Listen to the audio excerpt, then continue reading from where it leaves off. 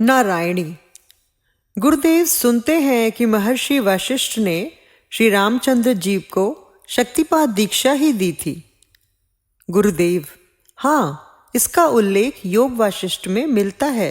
क्या दीक्षा का प्रभाव सभी शिष्यों पर एक समान होता है? गुरुदेव: नहीं, इसका कारण है कि हर एक शिष्य की चित्त की भूमिका अलग होती है। उत्तम अधिकारी वह है जिसका चित्त दीक्षा से पूर्व ही भक्ति से भरा हुआ है। उसे तत्काल ही दीक्षा फलीभूत हो जाती है, जैसे पक्षी उड़कर सीधा ही वृक्ष की चोटी पर जा बैठता है। मध्यम अधिकारी वह है जिसको न ज्ञान है न ही अज्ञान। उसका चित्त खाली स्लेट की तरह होता है, किंतु दीक्षा ग्रहण करते ही उसमें भक्ति, ज्ञान, योग की तरंगें उठने लगती हैं। जिस प्रकार बंदर एक शाखा से दूसरी शाखा पर कूद फांद करता हुआ वृक्ष की चोटी तक जा पहुंचता है, ऐसे ही इन साधकों को दीक्षा का फल भी क्रमिक होता है। उत्तम अधिकारी वो हैं जिनमें पहले भक्ति का लेश मात्र भी नहीं था। अधम अधिकारी वो है जिसमें पहले भक्ति का लेश मात्र भी नहीं था, किंतु दीक्षा के पश्चात भक्ति का अंकुर फूट पड़ता है। जैसे चींटी मंद गति से ऊपर चढ़ती हुई पेड़ की चोटी तक पहुंचती है, ऐसे ही इन साधकों को भी दीक्षा का फल देर से मिलता है। किंतु जैसे दौड़ में कई बार पीछे वाला आगे निकल जाता है, इसी प्रकार अधम अधिकारी भी कई बार बाजी मार ले जाता है।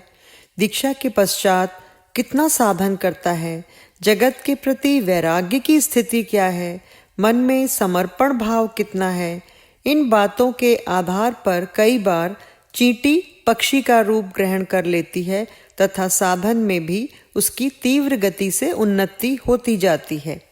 चक्रपाणी: किंतु शक्तिपात से शिष्य की शक्ति कैसे जागृत हो जाती है गुरुदेव? गुरुदेव: जैसे एक दीपक से दूसरा दीपक जल जाता है। यदि एक दीपक प्रज्वलित हो तो उससे हम चाहे कितने भी दीपक जला सकते हैं, किंतु शर्त यह है कि दीपक स्वयं जला हुआ होना चाहिए। जो स्वयं बुझा हुआ है वह एक भी दीपक को प्रज्वलित करने की क्षमता नहीं रखता। अग्नि दीपक में पहले से ही होती है, किंतु प्रज्वलित नहीं होती। दूसरा दीपक प्रज्वलित ज्योति से दीपक की अप्रकट अग्नि को प्रकट कर देता है। दीपक अपने पास से कुछ नहीं देता, केवल प्रज्वलित होने के लिए सहारा देता है। सहारा पाते ही अप्रकट गुप्त अग्नि जगमगाने, प्रकाशित होने तथा ताप देने लगती है। इसी प्रकार गुरु भी अपने पास से कुछ नहीं देता, केवल जागृत शक्ति को शिष्य की प्रसुप्त शक्ति के समीप ले जाता है। उसका संयोग प्राप्त होते ही शिष्य की प्रसुप्त शक्ति एकदम जागृत हो जाती है। वह शिष्य को, जो अब तक जगादिभिमुखी प्रभाशील थी, आत्माभिमुखी कर देती है। यही शक्तिपात कहा जाता है। शक्ति जागृत होकर साधक के मार्ग में जितने व्यवधान हैं सबको हटाती जाती है।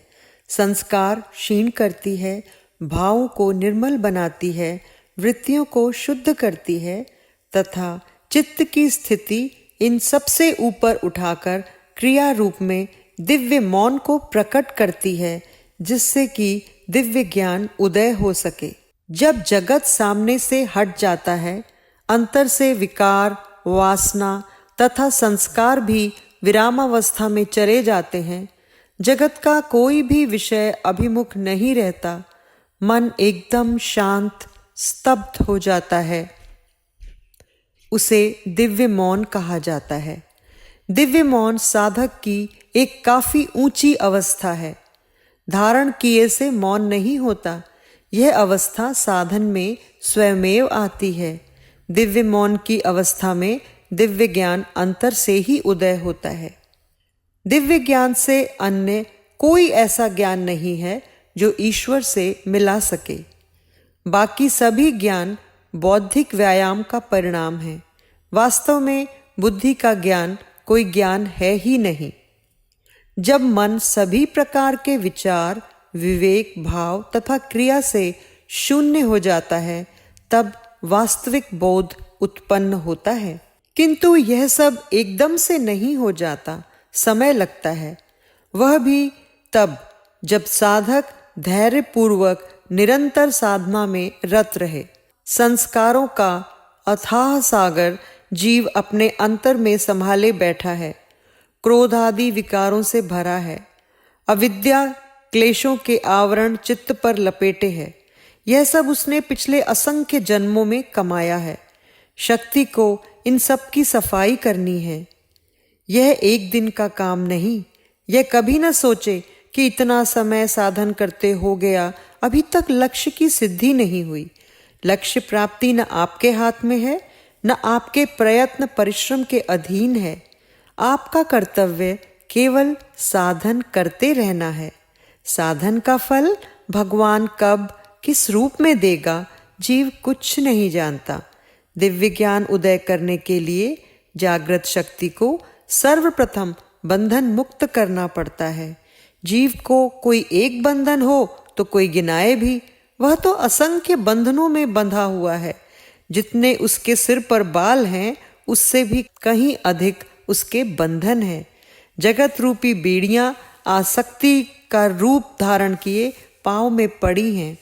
मन में प्रतिक्षण संकल्प विकल्प की तरंगे उठा ही करती हैं, जिसमें जीव इतना तल्लीन हो गया है कि अपने आप को ही भुला बैठा है। संत ऋषियों तथा विद्वानों ने गहन विचार के पश्चात यही निष्कर्ष निकाला है कि इन सभी बंधनों का मूल कारण एक ही है, जिसे माया या अविद्या कहा जाता है। यह चित्त का भ्रम या जड़ चेतन की ग्रंथि के नाम से भी जानी जाती है।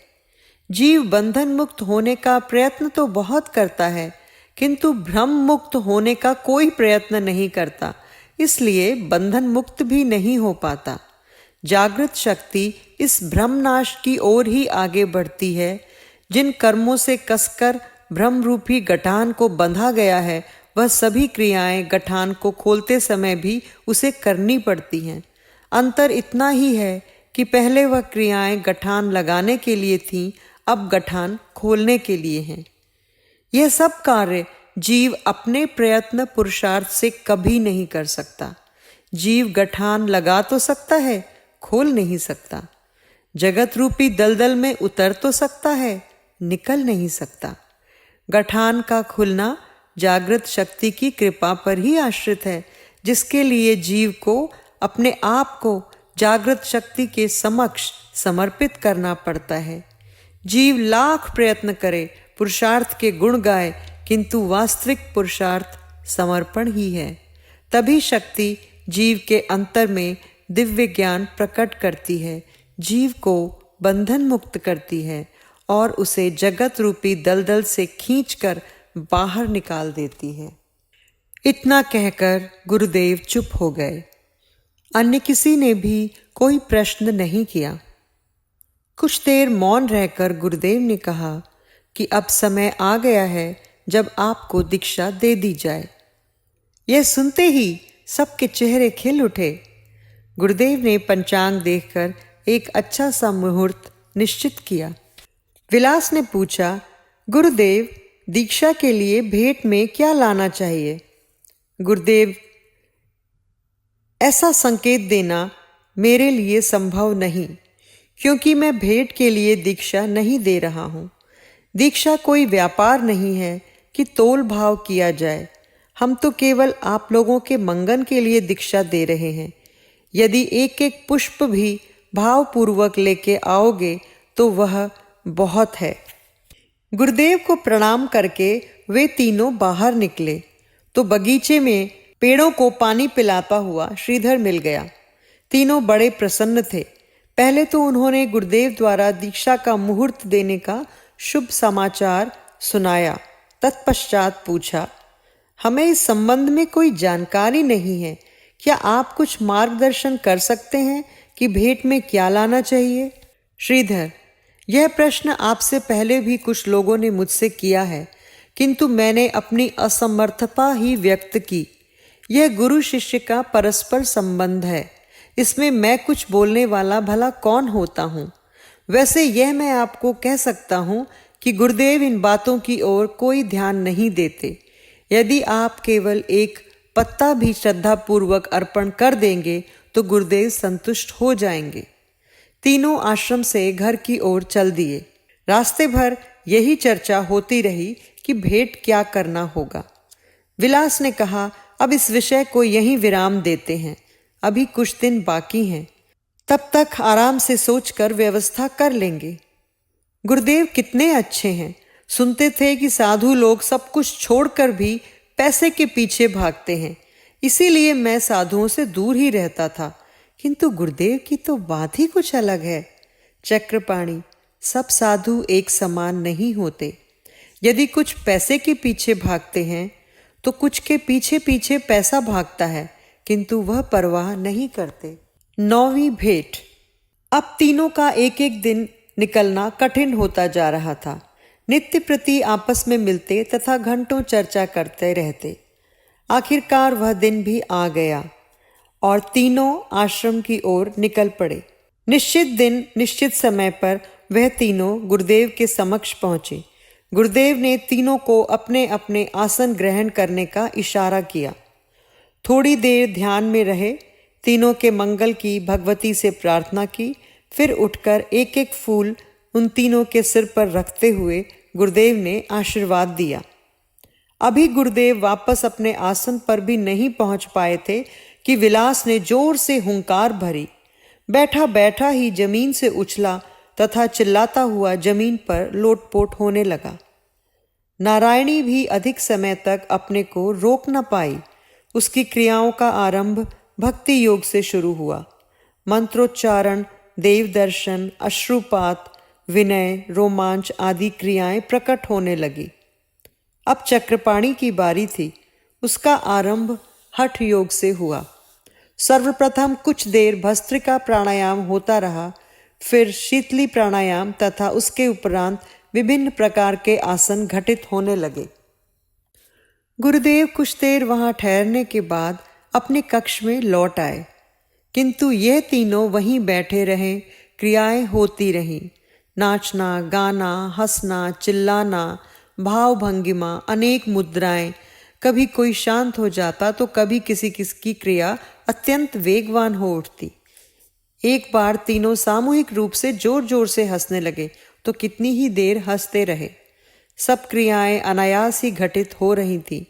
मन में अलौकिक प्रकार की आनंदानुभूति थी। श्रीधर ने आकर उन्हें उठाया। क्रियाएं बंद हो गईं। उठकर गुरुदेव के कक्ष में आए। गुरुदेव ने पूछा, कैसा अनुभव हुआ? विलास, बहुत विचित्र अनुभव था। जैसे कोई तीव्र गति से उड़ता हुआ आया तथा मेरे अंदर प्रवेश कर गया। इतने में जैसे किसी ने उठाकर जमीन पर पटक दिया हो। फिर तो जैसे एक नशा सा चढ़ गया। क्रिया रूपी घोड़े पर सवार होकर भागता ही रहा। चक्रपाणि, मेरा अनुभव विलास से भिन्न था। मुझे बाहर से कुछ आता नहीं दिखाई दिया, किंतु कोई मेरे अंतर में बैठकर ही मेरे शरीर को आड़ा टेढ़ा कर रहा था। प्राणवायु पहले भी स्वयमेव ही चलती थी, किंतु उधर कभी ध्यान नहीं गया। पर आज प्राणवायु की ऐसी क्रियाएं हुई कि ध्यान बलात् उधर खिंच गया। मुझे ऐसा लगा कि मैं मात्र एक धौंकनी हूं जिसमें वायु अंदर आ जा रही है। नारायणी, मेरे अंतर में तो भगवान कृष्ण का प्रेम एकदम जागृत हो उठा। हृदय विरह की पीड़ा से तड़पने लगा। आंखों में अश्रुधारा प्रवाहित हो उठी। मैं भगवान के समक्ष विनय करने लगी। उस समय मैं पसीने से तरबतर हो रही थी। मेरे रोंगटे खड़े हो गए थे। भगवान के भजन आते रहे और मैं गाती रही। गुरुदेव, यह सब अनायास क्रियाएं हैं।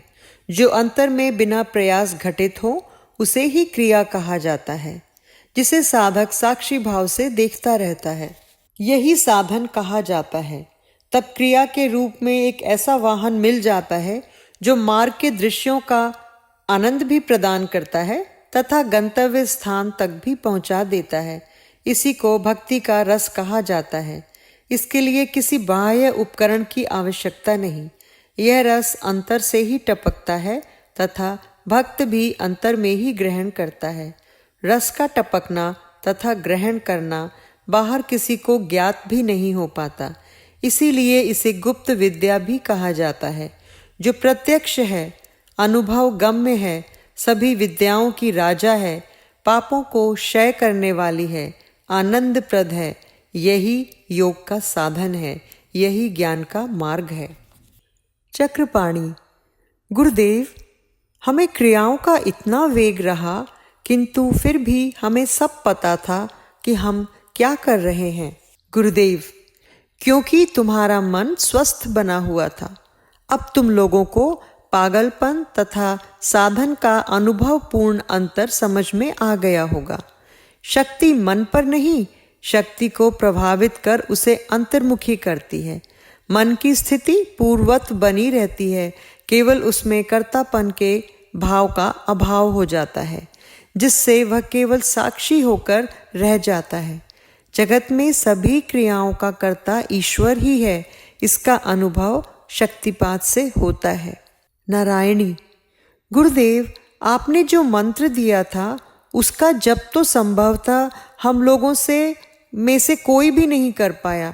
जप करने का मन में भाव उदय ही हुआ था कि क्रियाओं ने आकर पकड़ लिया। गुरुदेव: मंत्र शक्ति प्रदान करना केवल माध्यम था, सिर पर फूल रखना भी एक माध्यम ही था। यदि यह सब नहीं भी किया जाता तो भी अन्य माध्यमों से शक्तिपात हो सकता था, किंतु हमारा ढंग ऐसा ही है।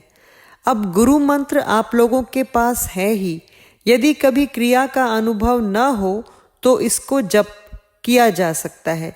मंत्र जप के साथ भी क्रिया चल सकती है तथा मंत्र जप के बिना भी। नारायणी: किंतु मुझे जो मंत्रोच्चार हो रहे थे वे तो दूसरे मंत्र थे। गुरुदेव: वे क्रियाओं में प्रकट मंत्र थे, जिनके संस्कार पहले से ही तुम्हारे चित्त में संचित थे।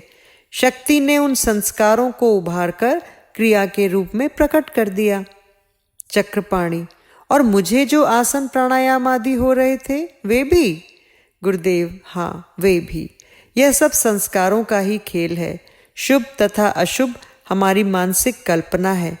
शक्ति के समीप जो कुछ भी 3 गुणों के अंतर्गत है वह अशुभ ही है। सभी संस्कारों का शुद्धिकरण आवश्यक है। इसीलिए कभी तुम्हें ऐसी क्रियाओं की अनुभूति होगी जिसे तुम शुभ समझते हो, तो कभी अशुभ की। किंतु यदि देखा जाए तो यह सभी शुभ अशुभ क्रियाएं शुद्धिकरण का ही क्रम है। नारायणी: गुरुदेव, आपकी क्रिया तथा महिमा का बखान करने के लिए हमारे पास वाणी नहीं है। केवल इतना ही कह सकते हैं कि आप धन्य हैं। गुरुदेव: हमारी कृपा तथा महिमा का बखान करने वाली कोई बात ही नहीं है, क्योंकि हमारी कोई कृपा तथा महिमा है ही नहीं। यह सब ईश्वरीय शक्ति की अनुकंपा तथा लीला है, जिसके लिए उसने हमें माध्यम बनाया है। आपके वास्तविक गुरु ईश्वर हैं, हम तो केवल उनका काम करते हुए दिखाई दे रहे थे। नारायणी: अब हमारा क्या कर्तव्य है? गुरुदेव: समर्पण भाव ही तुम्हारा कर्तव्य है। अंतर जागृत शक्ति के प्रति पूर्ण समर्पण। अभिमान ही जीव की परेशानी का कारण है, इसलिए अभिमान को भगवती के चरणों में चढ़ा दो। जागृत शक्ति की क्रियाएं आपके पारमार्थिक हित के लिए हैं। ज्ञानवती होने से वह इस बात से पूरी तरह अवगत है कि आपको कब, कैसी तथा कितनी क्रिया की आवश्यकता है। आपको 1 मिनट बाद का भी पता नहीं कि क्या होने वाला है। माँ जो करना चाहे उसको करने दो। न किसी क्रिया की इच्छा रखो, न ही किसी क्रिया की न होने की, तथा न ही किसी क्रिया को रोकने का ही प्रयत्न करो। समर्पण ही आपका प्रयत्न है, समर्पण ही साधन। नारायणी: साधन क्या नित्य प्रति करना होगा? गुरुदेव जी, नित्य प्रति, सतत, निरंतर, दोनों समय हो तो और भी अच्छा है। वास्तव में साधन प्रतिक्षण चलने वाली प्रक्रिया है। साधन से दूसरे समय में भी साधन वृत्ति अपनाकर रखना साधन ही है। समय को साधन तथा व्यवहार में मत बांट लो। जब तक समय का प्रत्येक क्षण साधन में नहीं होता, उन्नति की कल्पना दिवा स्वप्न ही है। नारायणी, क्या हम सबको सभी क्रियाएं होंगी?